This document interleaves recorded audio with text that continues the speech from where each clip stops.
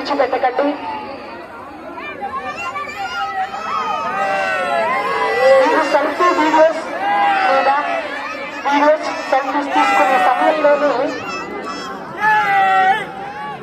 మీరు 2 చేతులు ఎత్తి సెల్ ఫోన్ ముట్టుకోగానే మీ చేతులు కత్తిరించేసే దొంగలు ఉంటారు. కాబట్టి అప్రమత్తంగా ఉండండి.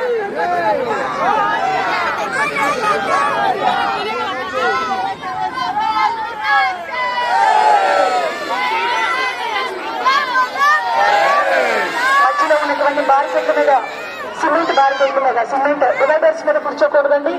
కంట్రోల్ రూమ్ ఆపోజిట్ లో